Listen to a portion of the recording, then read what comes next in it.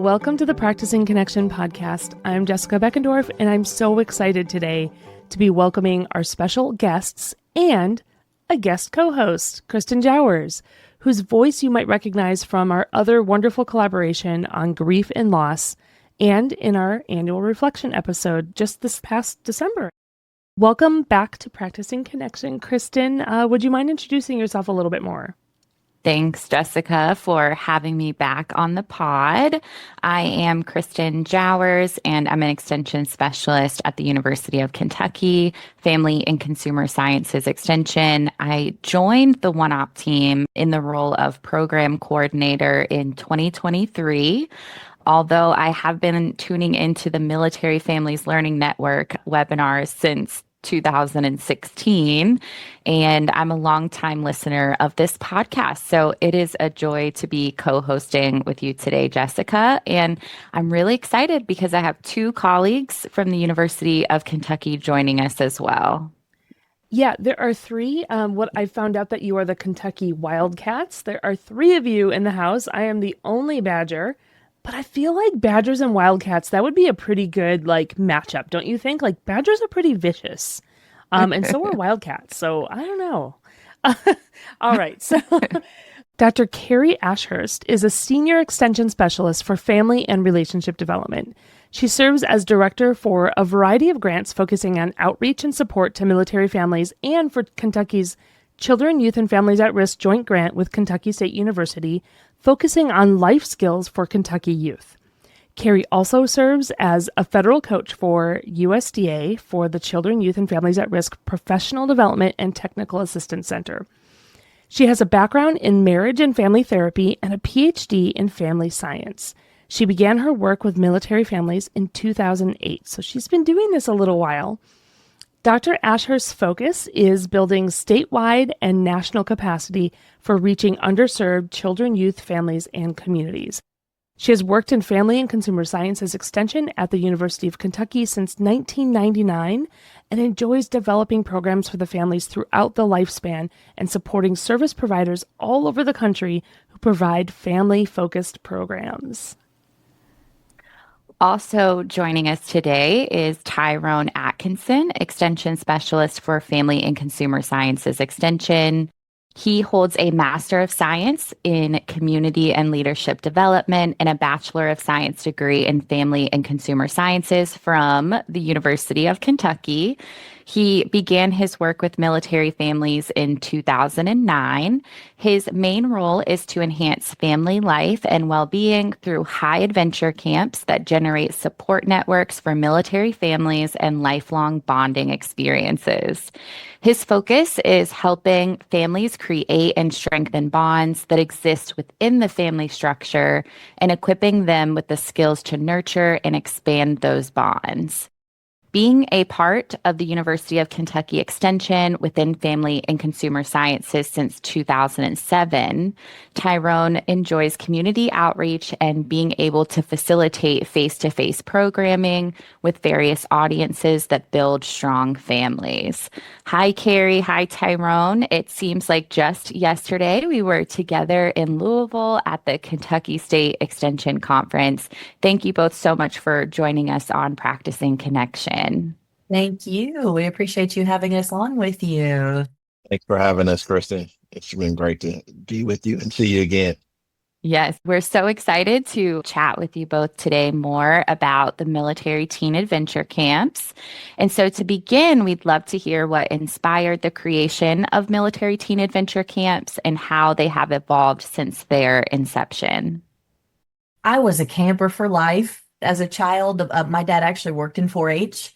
And so from a very young age, I started going to 4-H camp and loved it. Spent a lot of time outdoors with my dad as a kiddo. And it was just always where I found a lot of peace, a lot of joy, and definitely lots of great connection and fun memories with my family and with my father specifically. And so when I first started working with military family programming many years ago, I was very blessed to receive some funding that focused on military camps for the family. And when we first started, we actually had, I think the youngest we ever had at one of our camps was 3 weeks old. And the oldest we had was 74 years old. And we had everything in between. But one of the things we kept hearing over and over the first couple of years of doing those military family camps is how much the parents wanted time with their teenagers and that they just didn't have much of that, that they had missed a lot of their lives from deployments and other things, and that they really wanted that ability to be able to have some one-on-one time with their teenage children.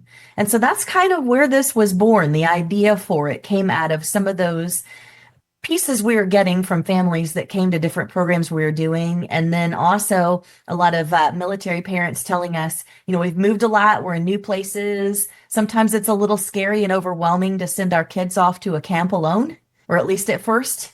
And we even saw this as a possible way to be able to help build some connections too, with things like having them start into some of our programs and then be able to go on into a 4-H camp or different things as well. Wow, I really aspire to be a 74-year-old kid. Absolutely. So what are the primary goals of the military teen adventure camps, and how do adventure activities facilitate these objectives?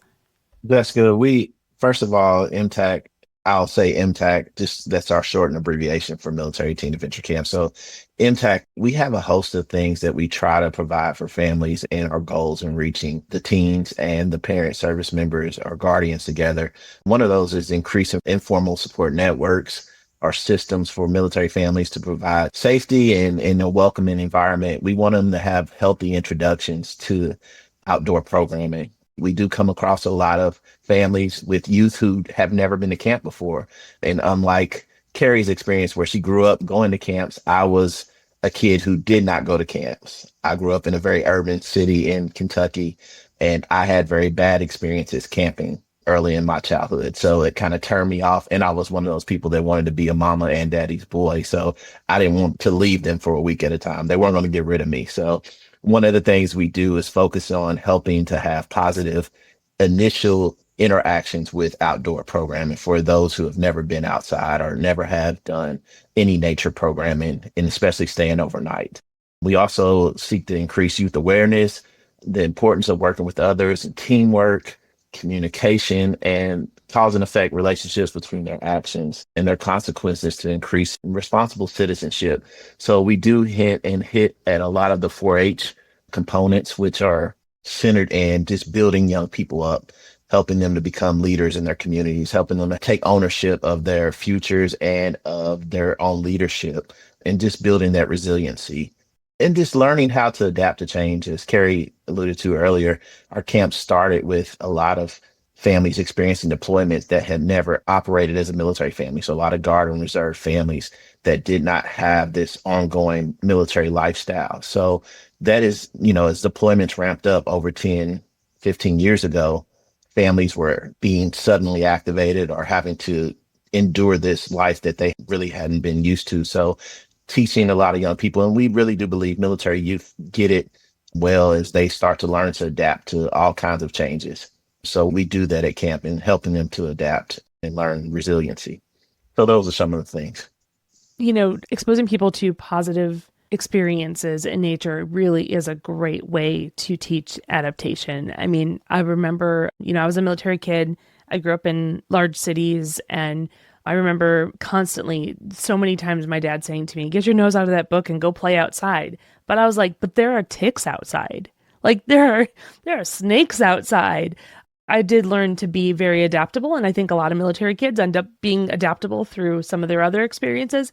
But I think what you're describing is just a really well-rounded way of teaching things like adaptability.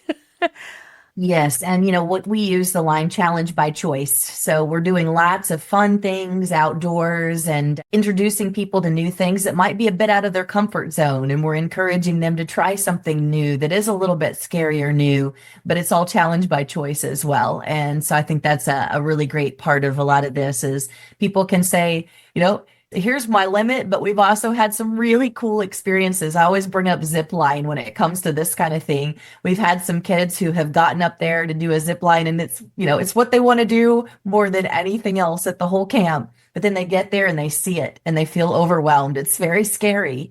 But then once they finally release and let go and they do it, they say it's the greatest thing they've ever done. So a lot of that challenge by choice with experiential education can be incredible to push you out of your comfort zone a little bit in a lot of good ways. Yes, Kerri, I love hearing about their experience coming up upon a big challenge and then sometimes making the choice for themselves that they don't want to do it. And then other times kind of pushing through and still experiencing something that they were maybe had some fear. I'm curious what other activities and what other adventure happens at these camps. Are there other kind of adventures happening? We do a whole host of fun things that we just love to do. And I have a lot of personal favorites, especially some of the programs that we've done that Kerri already said, ziplining, which is a very big activity. We have mountain biking. We've done mountain biking. We've done rock climbing. Even we've done winter camps in the past where we've had skiing and snow tubing camps.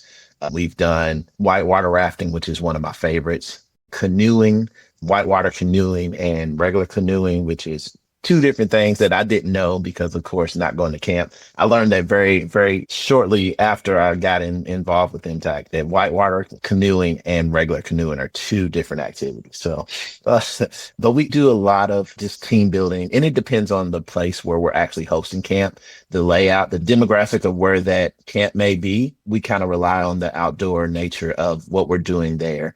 We do a lot of hiking. We do a lot of, just finding our space in nature and just game times where we're learning to do small group games and build relationships. But we're also doing the fun things that you would do at a camp when you're camping with your family. We do ultimate frisbee. We grill out and we have hot dogs together and we just spend time as a family. And really the most enjoyable part of it, and even in our data from youth and parents alike, is spending time together. No matter what the activity is, just being together and bonding. That is the most fun thing that we get to do at every camp. It does sound like a lot of fun, Tyrone. Are the camps only in Kentucky or are they happening in other states as well? We have done camps in 6 states through the years using this parent-teen model. So we've been in several different places. And one great thing about that, Kristen, is that we've been able to use it as a tool while the families are having fun to also be able to teach a little bit about where we are. So if we're in a national forest area, or if we're in a retreat center area on a specific lake, or in Mammoth Cave, Kentucky, for example, we can use that as a little bit of an educational piece at the same time. The Red River Gorge and the amazing geology there, and be able to work that into some of the fun things that they're doing as they're out there canoeing and doing lake activities and various things. From what you're describing, I can imagine that not only is being outdoors and doing these adventures a lot of fun, but there's lots of other benefits. And I think, Tyrone, you started to talk a little bit about some of those benefits, but could you maybe share more about the benefits that are beyond having fun and spending time together? Sure. Certainly one of those things is just that parent-child relationship. That when you look at the adolescent development literature, it's just a really pivotal time with changes that are happening with youth and with negotiations that need to happen with our parenting. I have one myself at home. I have a teenager at home at the moment. And, being able to make some of those changes and just some of it takes time. Some of it takes the ability to be able to sit down and spend some time together. And I think one thing that really happens at our camps very naturally is when you get there, you're in a place that may be in the middle of nowhere and phones don't necessarily work or don't work well. So it forces a lot of us to unplug and just be more present. And it's really kind of amazing, those of us who have staffed these camps through the years, to get to watch what can unfold in just 4 days. With me being trained as a therapist, I was often trained that in the idea that things kind of take time. But I've realized through these camps that 4 days can really be magical. And watching the youth and their parents put these phones down and doing things together, communicating, trying to problem solve together and meet other youth and other parents that are in similar experiences with them can really, really open up a lot of doors for renegotiating that parenting relationship. And then along with that, there's a lot of mental health pieces too that seem to come along with it. First of all, just simply being outdoors. I don't know about any of you, but I know I just kind of feel a little bit different. I feel a little bit more engaged in the present when I'm outside and I'm noticing things. Maybe it's heightened senses. I don't know, but I'm noticing things that I might not otherwise notice. And I don't feel like I have on blinders as much with a lot of the things I'm doing in my everyday life. And so there's some mental health pieces involved in that. And we've been able to actually, now that we've been doing this a lot of years, been able to look at some things that even have to do with depression and anxiety and self-efficacy and just being able to talk with friends, understand people, trust, some of those kind of things that we've been able to really sit down and talk. Sometimes it's non-formal evaluation, sometimes it's been more formal surveys and things, but being able to look at what the youth say they get out of this, and then likewise the adults, and even looking at 6 months past the camps and what the parents have said to us, they feel like it's done to help change some of their relationship. Wow, that sounds really powerful. Yeah.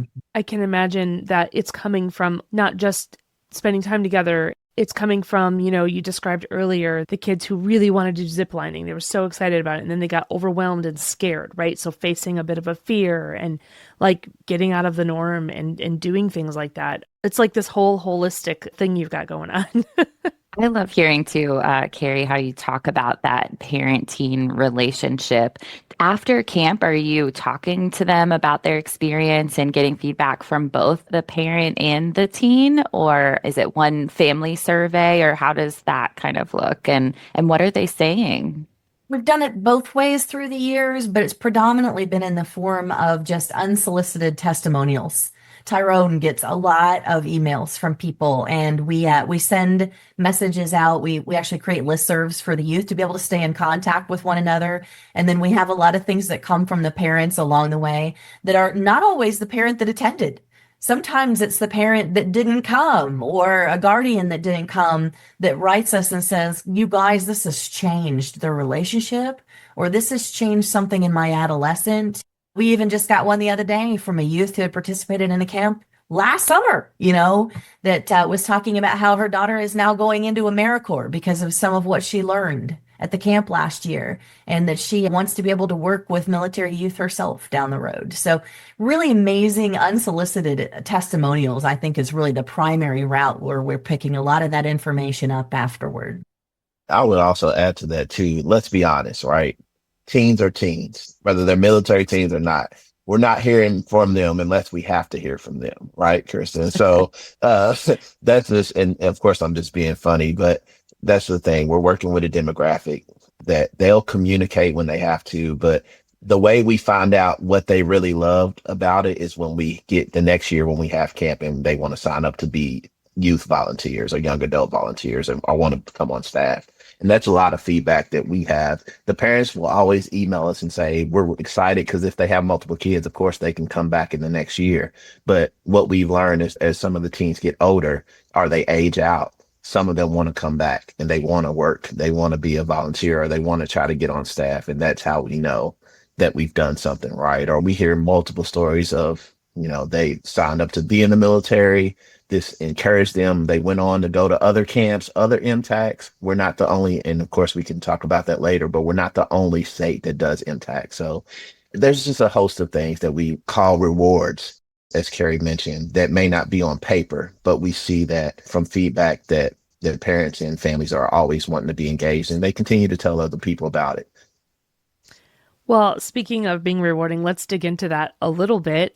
Are there any memorable stories or experiences from the camps that have been inspiring to you? I see a big smile on both of your faces right now. There are probably too many that we could ever share in this time we have together. But one that has always stuck with me is we had a male on the younger side of adolescence that was with us one time in a camp who wanted to zip line. Again, I come back to that story so often. He wanted to do this more than anything in the world. But at the particular camp we were at that time, you had to climb a rock wall first. Some zip lines are not set up that way. Some it's just a ladder, or some you're starting from a certain spot or what have you. And it's pretty easy to do the zip line, right? But in this particular facility we were at, you had to climb this rock wall successfully first. And rock walls, if you've ever done one before, are not real easy because some of these kids, though, make them look like they're a breeze. But he tried the first day. A lot of our camps, we break people up into smaller subgroups that are, doing different activities at the same time. He tried that first day and couldn't make it up the rock wall. And so he asked us, his staff, if he could go back and repeat that instead of doing a different activity that his subgroup was assigned to. He tried it a second time and he couldn't get up the rock wall. And he's getting very frustrated because he just wanted to hit that zip line so badly and do it one time in his life. And finally, after just feeling like he wasn't going to be able to do it and us encouraging him and everything, he got on there a third time on the last day of the camp, I believe it was, the last morning.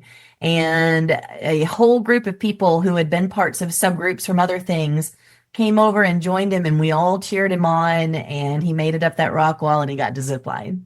So it was great. Yeah. The stories Yay. like that, they're just, yeah, they will get you and they will pull you in and they make all the hard work and planning for these camps worth every minute of it. Third time's a charm. That's awesome. I'm glad that he made it up the rock wall and kind of conquered, slayed the dragon, if you will. Tyrone, did you have a story that you wanted to share also?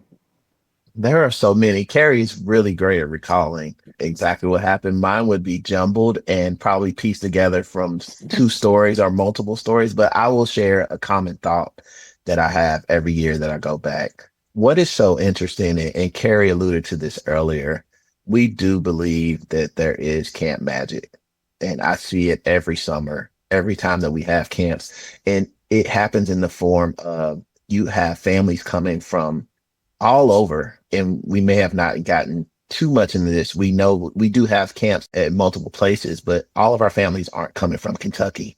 We have families come from all over the country, and not all these families know each other. So to have a group of 50 to 65 people, teens and parents that have never met, come together in this, Kerri said, in 4 days. By the first night, we usually do team building. We'll have dinner. We check in on the first night and we just kind of take it easy. We don't do any high volume activities, but we'll just do some team building with them. Old school, like I said, group games, and just getting back to just communicating and talking. But by the end of that first night, every camp, it never fails. Those families are already bonding with other families. Those teens, they've already found some community. And it's just a beautiful sight to see. It's really, really magical in the sense of, at this point, it's not even that we're trying or it's not forced. And it's just amazing to see that by the end of those 3 or 4 days, that those families have created a network and they have bonded in a way that some of those memories can lead to lifetime experiences and friendships and bonds. And that is what happened. We believe that magic is what keeps them coming back. And that is why families end up communicating, and we don't have to email every family. Most of them are already emailing us, later that year, and we can't even apply for the grant until the end of the year. But some of them already want to know as soon as over, hey, what are we doing next year? And it's just amazing to see how families come together. Do they keep in touch that you know of? Do the families sometimes keep in touch and become friends or long term? Absolutely. Yes, and we've had some really cool stories with that. We had two girls that met at a camp one time who ended up the next several years in a row. One family flew a girl to the other family's house in another state for Christmas so they could spend Christmas break together. Yeah, so we've had some really amazing stories. We've had a lot of families follow up with us through the years about their youth going on into degrees for college or into the military or something to be able to do some work that focuses on paying it forward in many ways and being able to give of themselves in service to other military families. I love how you said it, Tyrone, camp magic. It sounds like the magic is there for the parent teens. It's there for the teens, like collectively. It's there for parents. It's there for spouses at home or guardians at home that hear about and experience the transformation months and years following camp. But it also sounds like it's transformational for you, like for you as a camp counselor, as the lead, and getting to go to camp, Tyrone, through the military teen adventure camp. So it sounds like extremely rewarding work. Kristen, that is amazing. And you kind of are reading my thoughts. Transformational is a word that I would say has been a big part of my career, which I know we may talk about a little later, which is why I believe extension is so important. The work that we do in extension, I believe we are here to be change agents and transformation agents, if I could use that, for families.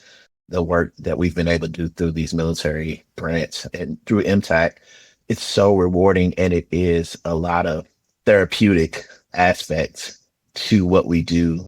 I learned years ago that it's kind of hard to put it into words, but the more you serve clientele and the more you do for others, you realize that not only is it you giving a service to other people, but sometimes those people are serving you.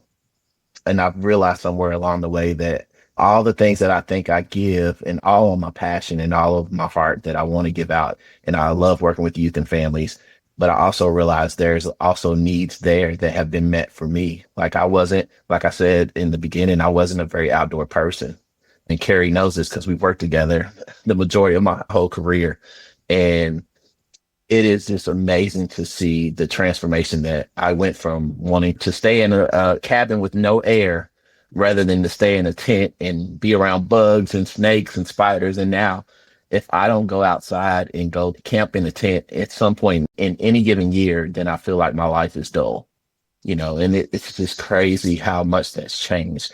But again, that is the magic too, that it changes you more than you think, as well as you changing. And I think that's what passion and having a heart to serve people does. Eventually you realize that you are a beneficiary of the serving that you're giving. Wow, I feel like we should just end the episode on that line.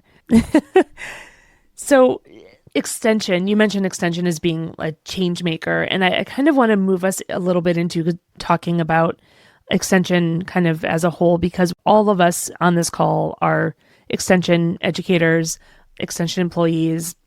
And one part of our purpose with this podcast is to highlight examples of the military family readiness system in action. A program like the Military Teen Adventure Camps, that is the military family readiness system in action, right? It is a program that supports military families, and you all are professionals that are part of this network of networks. That is what the military family readiness system is. It's a network of networks. And so a big part of what we try to do in the podcast is highlight examples, but also talk a little bit about the military family readiness system and what it means to be a professional that's connected within that system. And extension in general is an organization. There are many extensions across the US. We are all kind of connected as part of this system. There are some of them who do direct programming like you guys do, and there are some who don't, or maybe don't do as much of it. And so my question is, from your perspective, what's the value of extension in doing outreach and programming to support military families? When a lot of the programming first began to occur through extension with military partnerships through DoD and USDA and other entities as well, a lot of it was 4-H focused. It was focused on youth and 4-H clubs and bringing 4-H club programming to bases and that kind of thing. Really looking at extension as a great conduit, if you will, for being able to do youth development programming. And that's sort of where it began. But then through the years, it's really expanded and moved into all areas. And of course, Tyrone and I are in Family and Consumer Sciences here at the University of Kentucky, and looking at it from a really holistic perspective and a lifespan perspective, even with the work that extension does and can offer to any audience, including the military, and being a part of the family readiness system with everything from nutrition programs to family finance to parenting to outdoor recreational programs like MTAC and many, many other things as well along the way. And so, we work within extension with the most rural to the most urban and everything in between there too. I think that's a big part of why extension can be such a fantastic resource for families at any stage in the lifespan. Yeah, and I'll just throw in there a little bit, just because I come from the community development side of extension. I'm even thinking that there are ways to support military families through our entrepreneurship programming and through looking at solving for certain issues in a community like housing. Whatever the community issues are, right? Military families are one of the groups of people that may have a stake in that particular issue. I see this all the time. I also see, though, a lot of extension educators being like, well, I don't serve military families. I just have my programming and I put my programming out there on all my different channels and people come to the programming. I do my evaluation on the programming and I don't have any military families. Well, we don't ask. We don't ask in our evaluations. I think a lot of us don't ask about that status. That's a very good point. When we first started doing what I'm going to call more intentional work with military many years ago, we are in a state where we actually have 120 counties in Kentucky and we have 120 extension offices. And a lot of people don't know that about our state. It's pretty incredible. But because we had people doing programming in every county, they were reaching military and didn't even necessarily know it through some of the different things that they were doing. Yes. Yes. Then when we really started looking at this from a more intentional way, we realized, yeah, we already have people who are involved, but let's try to help them understand what extension is to be able to get them even more involved and really be able to do some targeted programming then that focuses on working with our armories and our bases and various different things.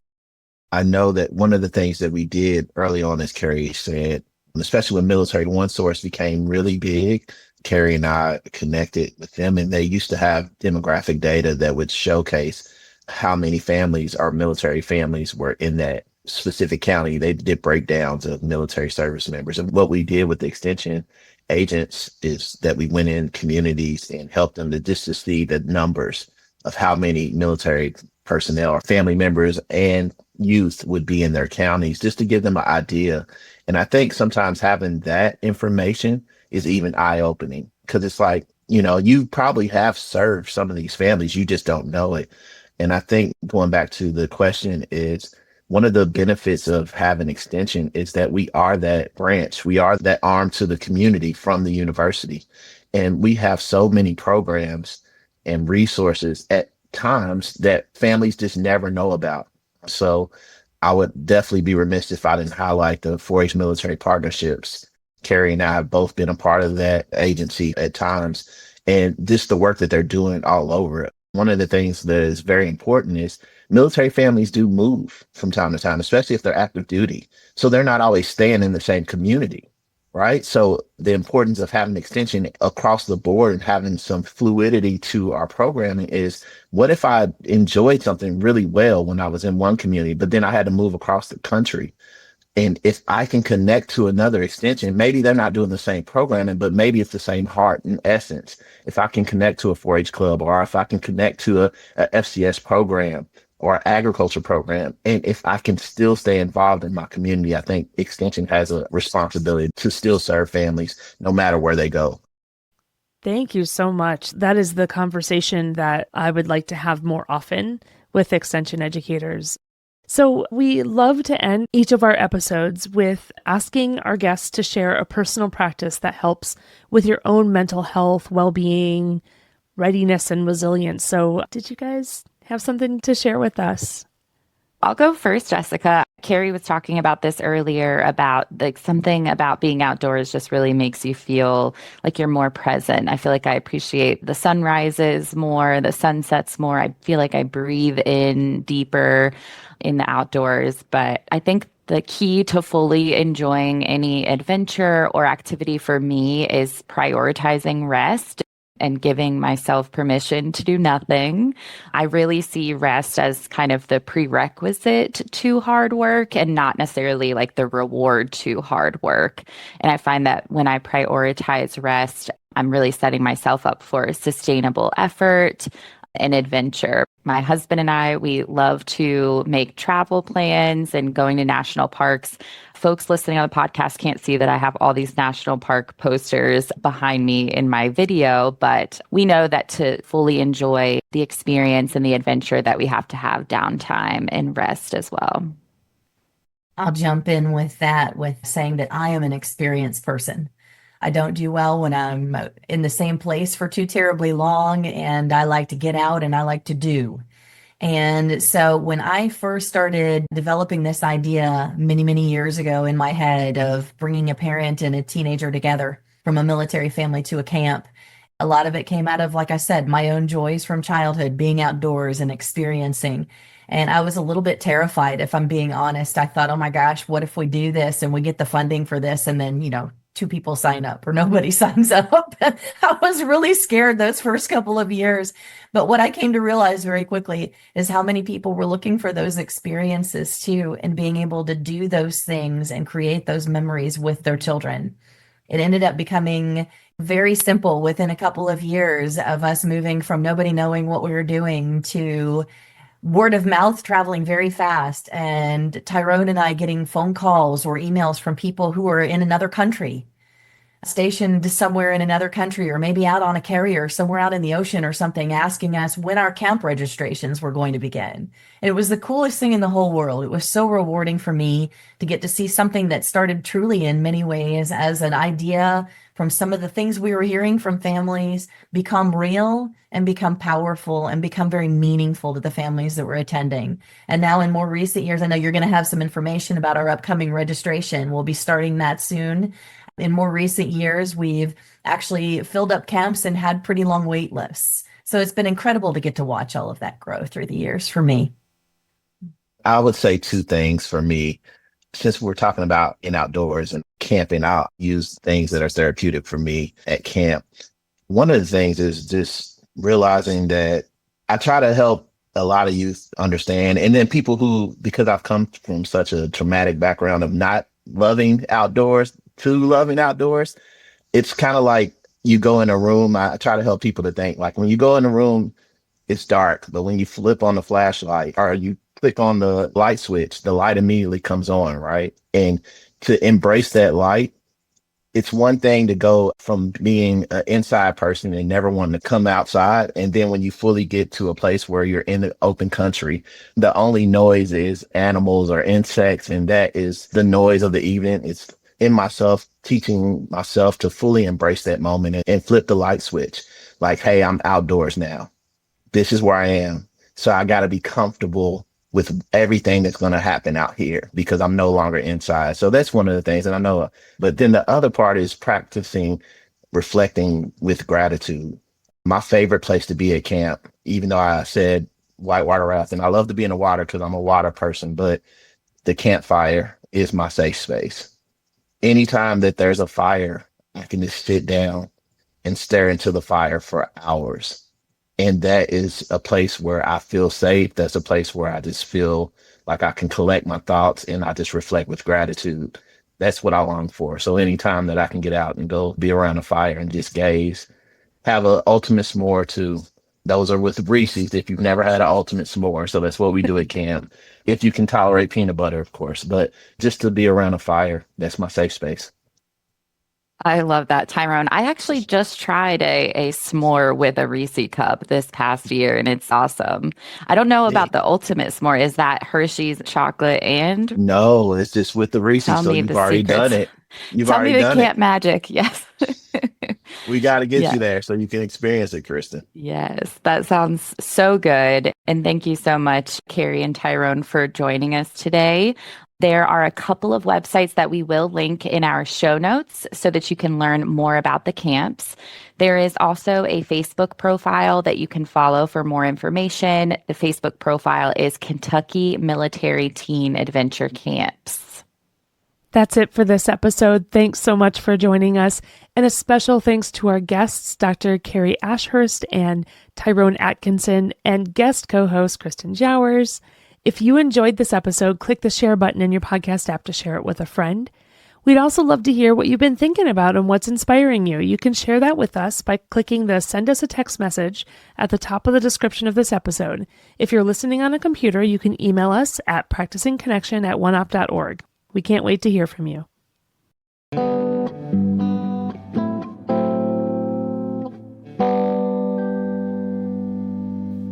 In today's episode, we had a great conversation with Kerri Ashurst and Tyrone Atkinson about military teen adventure camps. These camps offer incredible opportunities for military youth to connect, grow, and experience the great outdoors. We wanted to take a moment to share a bit more about them. So if you're part of a military family or you know someone who is, here are the details you'll want to pass along. Attention military families, are you ready for an unforgettable adventure this summer? The University of Kentucky Cooperative Extension Service is offering 2 incredible military teen adventure camps completely free of charge. The first camp, Ocoee Whitewater Rafting and Outdoor Quest, will take place from July 11th through the 14th this summer 2025. This camp will accommodate 80 participants divided into 40 parent-teen teams. This camp will feature exciting activities such as whitewater rafting, tubing, rock climbing, and lake activities. The second camp, ACE Whitewater Rafting, Climbing, Rappelling, and Outdoor Adventure, is scheduled July 25th through the 28th this summer 2025 and has 54 spots available for 27 parent-teen teams. The second camp will offer thrilling experiences, including whitewater paddling, mountain biking, ziplining, and canopy tours. These 4-day camps are open to military families from all states and branches, including active duty, reserve, National Guard, and retiree families. Parents or guardians can join their teens ages 13 through 19 for thrilling outdoor experiences, team building activities, and quality bonding time. Since 2012, these camps have brought together families from multiple states and countries, offering exciting challenges and unforgettable memories. Don't miss this opportunity to strengthen family bonds while conquering rapids, scaling cliffs, and soaring through the treetops. Mark your calendars. Registration opens on April 17th. You can visit the University of Kentucky Cooperative Extension Service website, which has been linked in the show notes for more information and to secure your spot in these high adrenaline adventures.